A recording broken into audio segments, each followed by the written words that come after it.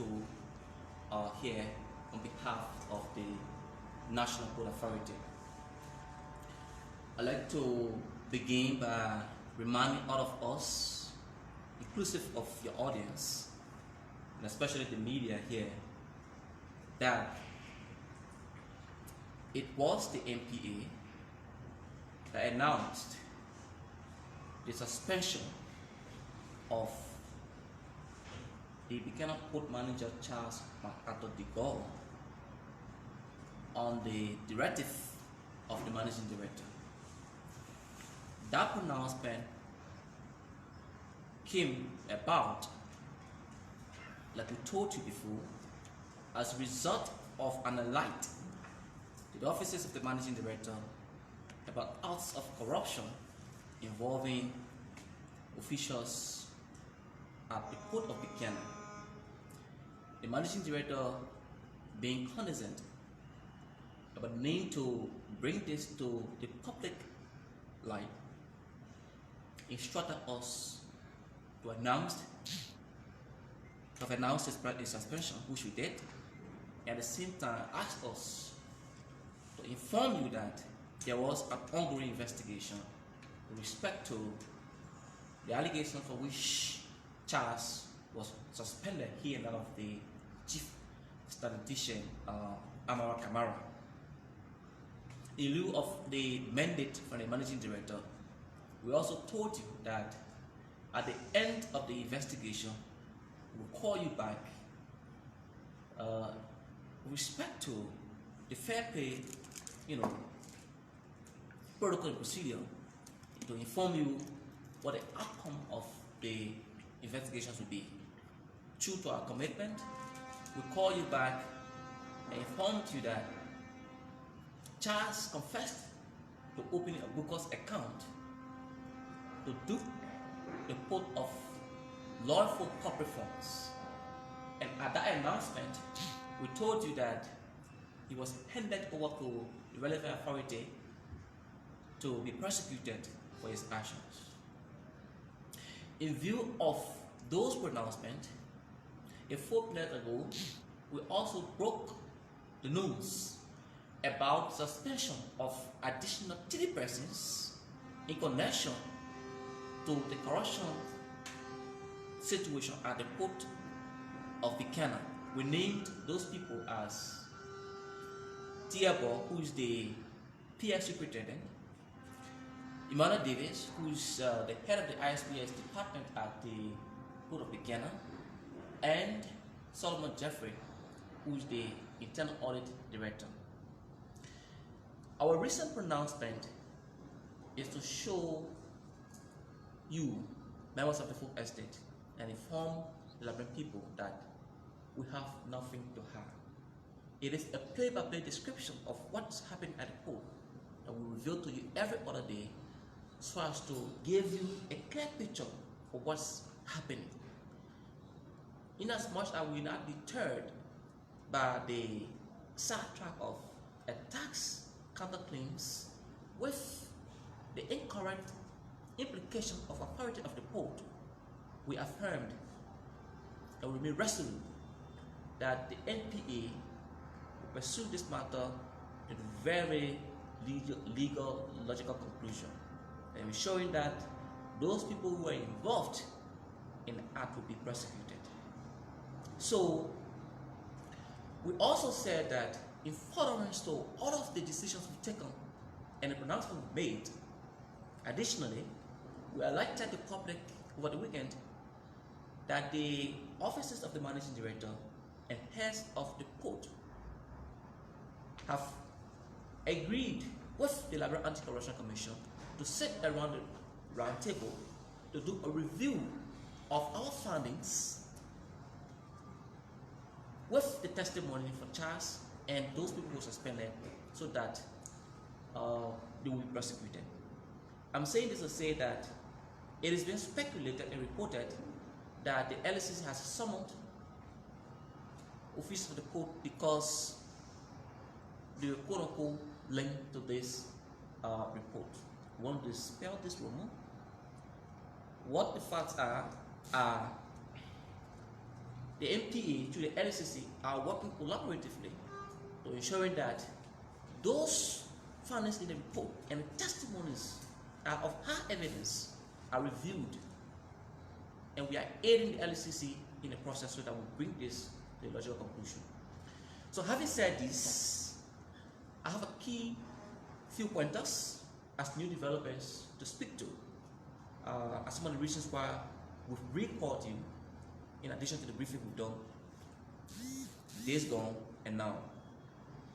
One of the major focus here is to firstly inform you officially that Cificus Basigia, a leadership expert, has by directive of the managing director, has been named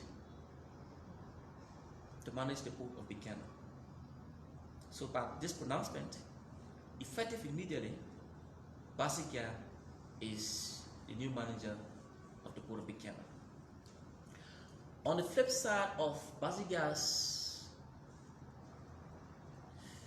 appointment, as we have announced, it is important, and I want you to understand that we've called you equally to speak to an article published by the Front Page Africa in its latest edition.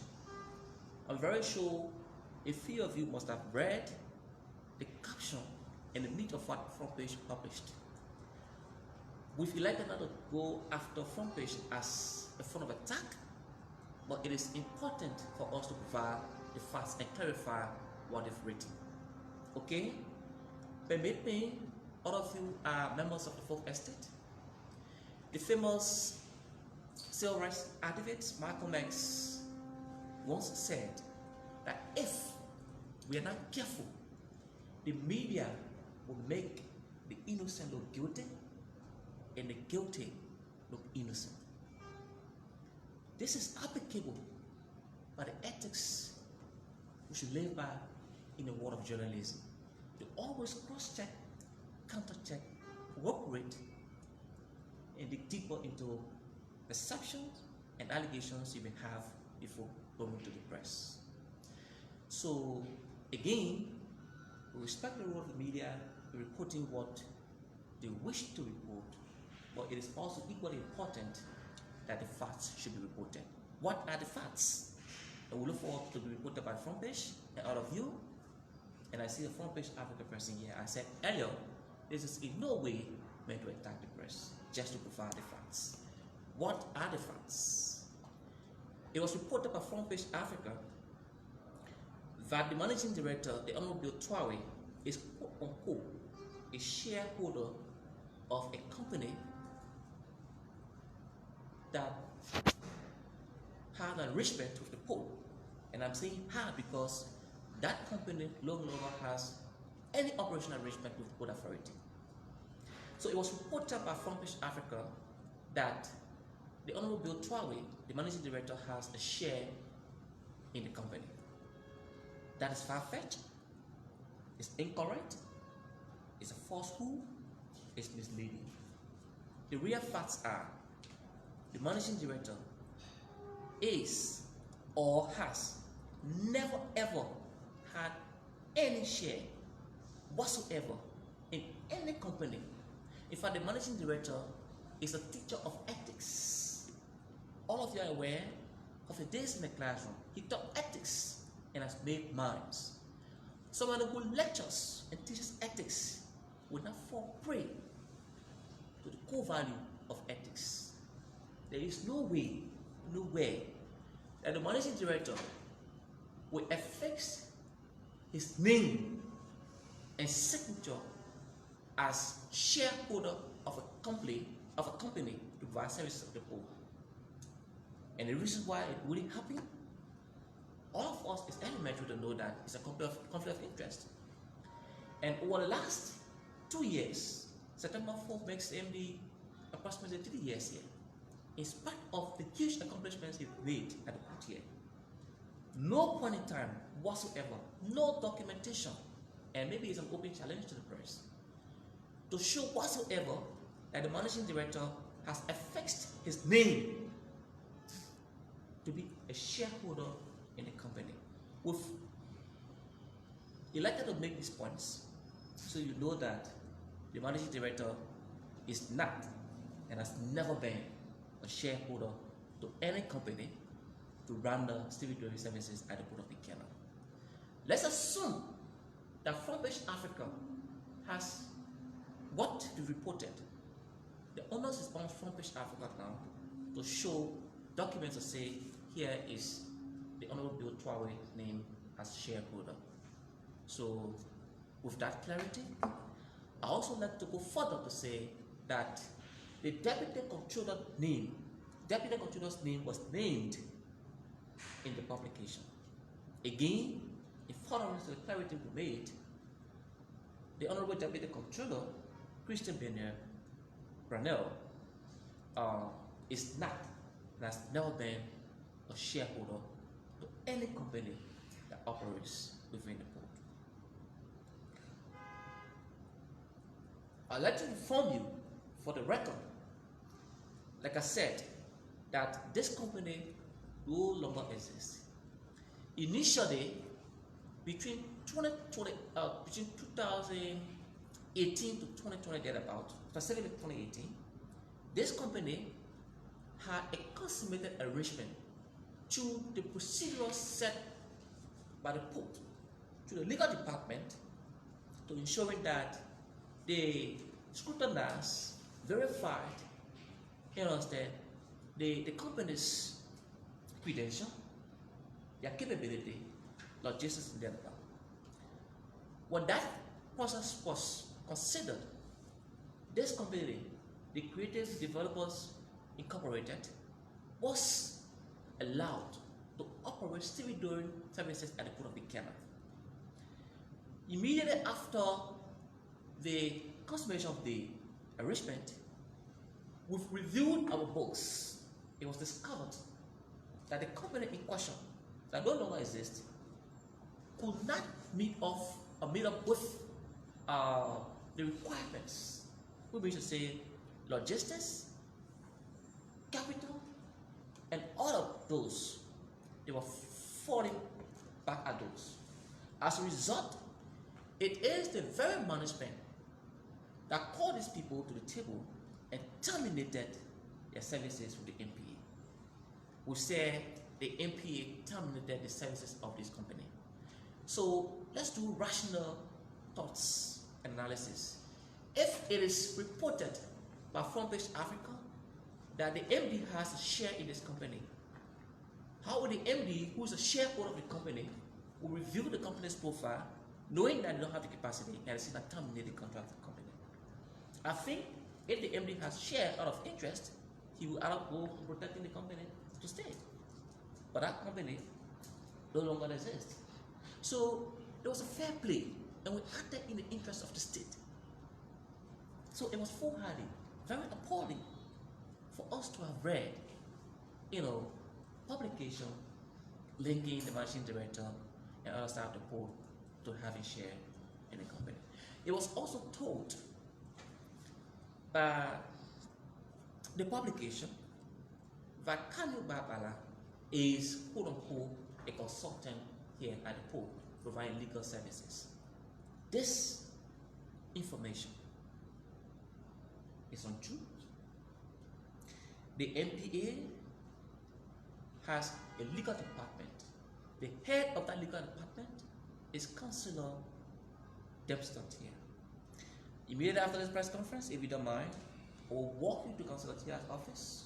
You see him behind his desk. He's responsible for legal matter. He advises the managing director and management on legal affairs. This speaks to say that Kanu is and has never been legal consultant to the managing director and MPA, as it was reported. So, back to the corruption saga at the port, we already told you that 3 additional suspects were named and suspended indefinitely. Beyond these actions, I'd like to inform you the MPA is making frantic efforts. We employ all efforts to ensure that this money in question, that is believed to be an amount with the perception a wrongful publication that the managing director must have taken a share. The very managing director has written the partners who paid this money as the mandatory, informing them that going forward, not a single dime should be paid into the bookers account that was established by Charles and his legs. It tells you that the MD means well, so that the corporate fund will be paid lawfully because it is money that belongs to the MPA. Besides the communication informing the Asset Management Authority not to pay money into the account, we also employ all efforts to ensure that because they didn't pay the money, the company did not pay the money of the MPA's official account, the single account, that all funds from our stations are paid, we engage in them so that those money will pay. It's recovering what is reported to have been corrupted. Let's analyze it. So if it is reported that the managing director corrupted this fund, and he's doing all of this so that these funds will be repaid, how do we insinuate with all of the side tax and all of that? So these are key pointers I thought to address. So one of the ways we try to recover the funds is that the MPA will get the Ministry of Justice involved. So over time, we alert the public through the press about the progress we've made. Finally, there was a publication in one online site called Smart News. Smart News reported, and they were quoting what they call dispatch. Again, in elementary journalism, when dispatch are sent or authored or written, they are always signatories to those pieces of documents, except that the online site had a shortcoming and they were getting involved into gather-one games and trying to implicate the court. Immediately, we issued the facts that at no point in time, the first flop they had was that the managing director withdrew 1.5 million from the Port of Buchanan's account. Again, the Port of Buchanan does not generate her funds from that port and deposit it into account there. All funds from the outstation port, inclusive of Buchanan, Greenville, and Harper, are channeled and paid to a single central account to head office. So that makes it very impossible, somebody say impossible, for someone to unilaterally go and do withdrawal from that. So we thought to provide these facts. We know the society is gullible. The reason why we don't allow this thing to go to bear, it is important that when an online site that has a wide audience was about publishing, articles that would require cross-checking and getting the facts, it hurts not only the institution, but sometimes it hurts the very media that's supposed to do the double checking. Let me end as I will entertain a few questions that we are aware of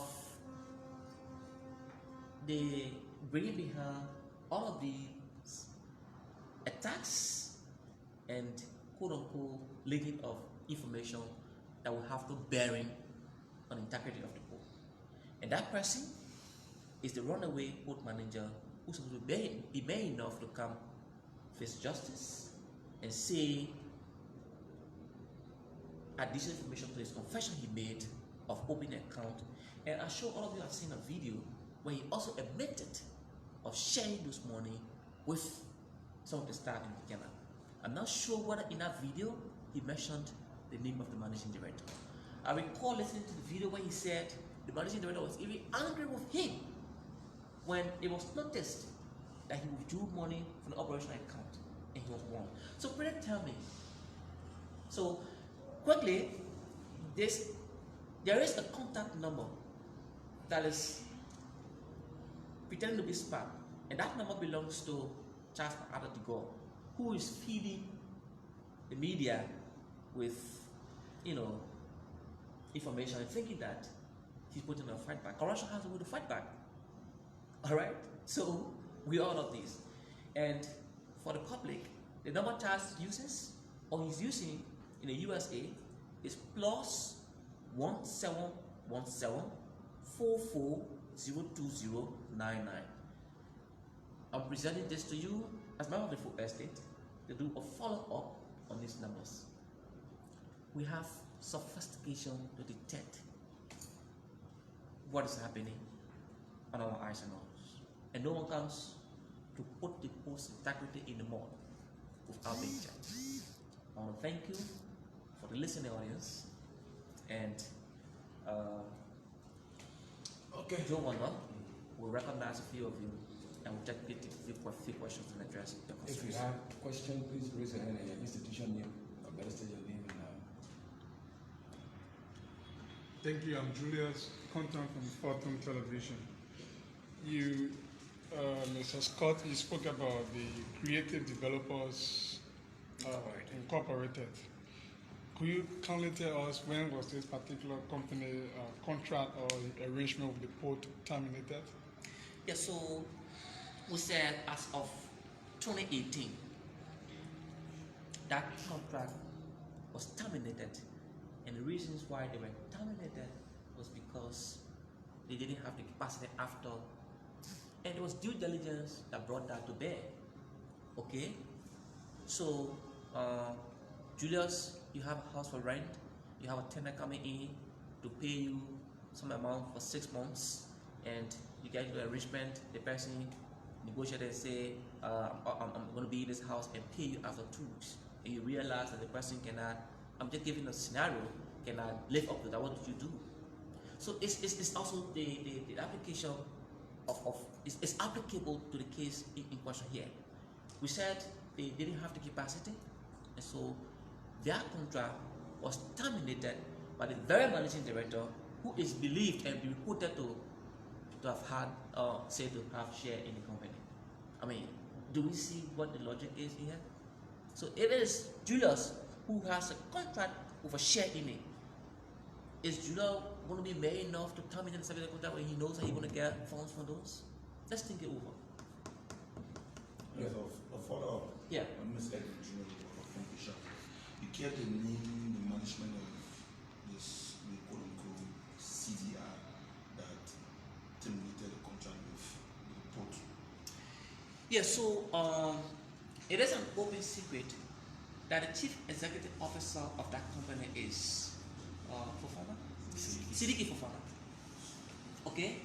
So, but let me give you a little historicity of the genesis that allowed that company to come into being. There was initially a company that had an arrangement with the port, okay, to perform similar services at the port of Buchanan. That company, when the managing director took over, had a meeting with the MD and was encouraging the MD to increase the cost of their services so that there will be a share in dividend. And MD was like, should I do this? It's going to add more burden on the shippers. So that was something entertained by the managing director. And he put it back at them. We're here to provide real customer services to the port. Already, all of you are aware about the, noise about what it takes to clear goods from the port. Then you have a company having control of the port. And the owners of the company coming and saying that we should, go into a deal so that you increase the cost. And so the managing director said, hell no. And most of you may not know this. Those are things that happened in the interest of the port and the state. The managing director did not give into that. And he allowed them to say, and the reasons why they're doing that because the same capacity issue. The top are raising the bar of the cost of service and to provide services. We allow them to have money to remain to operate. They were doing that with intent to get MD and the port. So that once they give that green light, then they shift the hardship and burden to the end users of the port. So the MD say, no, you have a specific arrangement with the port operator. Work within the confine of this arrangement. I mean, and that was the end of the conversation.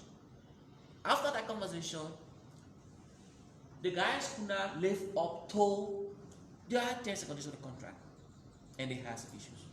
We're giving them due diligence. We've called them, and they pulled out. It was at that time that the Creative Developers Incorporated had a negotiation with the managing director office through the legal affairs department, and all of those were verified. Again, the legal affairs department, they cross-checked. When the CDI came in, they see wahala, capacity, logistics, and form, and the company had to go in the ground. Currently, that company does not exist. So the two companies previously are no longer.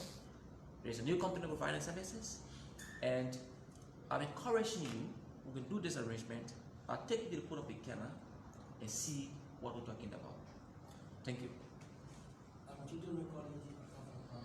Yes, sir. Mr. The board is suspended. Food manager is currently on the investigation. And while on the investigation, you have appointed someone to take his place. What happens when he's delegated? So it is conventional that is Malcolm as Director of Public Affairs of the National Port Authority is, God forbid, suspended for wrongdoing. The position is not open perpetually. There must be someone in that position whilst the investigation comes to an end. But meanwhile, we've already concluded our internal investigation at Port Authority, and we told you in the findings of that investigation, the very charge for Antigo confessed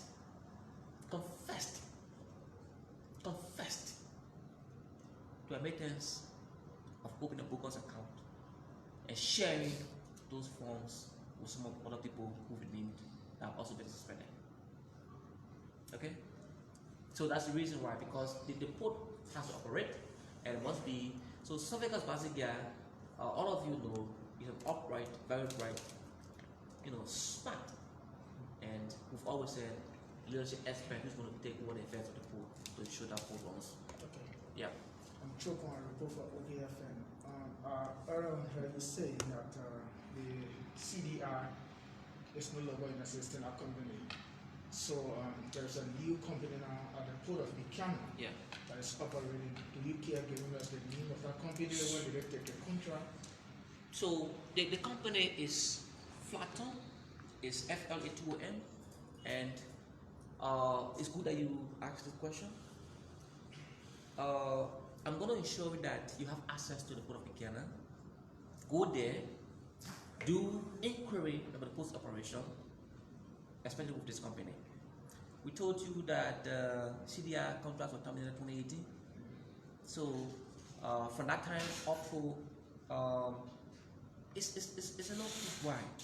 So one of the reasons why we took time to consummating arrangement with this new company was so that we put a system into place that what happened in the past with two previous companies would not be repeated. Okay? So like I said, the company contract was terminated in 2018, and from that time we've been very careful reviewing. And in the meanwhile, the Stevie doing services and operations that I put there needed to go on. So that's why we had that other company coming in. So here comes the newly appointed manager at the port of Buchanan. Because you're welcome. We've already announced your appointment. Yeah. Do we have another question? When component of the contract, when it was awarded to the contract? So from 2018 to this time, we're in 2021. It's 3 years. We had 3 years running from the termination of this CDI contract to this time. That contract was consummated in recent days. We had a whole time to review the portfolio so that we'll not go back to what happened in the past. So we had a long period to looking at this contract and satisfying them. So it was not immediate. Yeah. Okay, so Your thank name? you. Yeah. My name is Wilfred Godoy. I'm from the Lagos News Agency. I just listened to you all along a number of attack against the National Food Authority. Additionally, on the pressing of the managing director of the port. All right. Do you have any idea as to what is or what are the motives behind this attack? Well, so the media should be helping to find out what should be the motive of these attacks. The media should digest and analyze why would the Port Authority as an institution, get involved in announcing people's suspension, ensuring that prosecution, and at the same time should be linked to quote unquote acts of corruption. The media should be, also analyzing what is coming out as reports leading the managing director and other officials of the port, and you find all those motives. The media should be asking, why is it there's a publication of the managing director name mentioned as a shareholder, and there isn't a document to show that the MD name is affixed or attached on a document to show that he's a shareholder. The media should be asking this question instead of reporting them. We play a watchdog role. Yeah. The media should be asking, why is Charles not man enough to come and face prosecution? If he thinks he have big guns, and I said that what up white guns he got, he should be staying here to come and answer to those questions. And the media is not asking why he fled the country. I mean, why he fled the country and doing that. The media should be saying what has happened to his testimony and confession. And he confessed to the Commission of the Act. Why isn't the media flagging those issues? And the media wants to, forgive me, want to be used by the fugitives and people who fighting back to put the port into harm's way.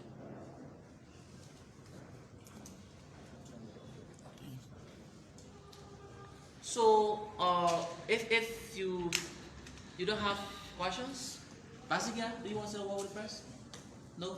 The press wants to talk to me. So that's fine. I was just fooling. So thank you. Thanks for coming. Okay. Ladies and gentlemen of the press, I want to say again thank you. Again, the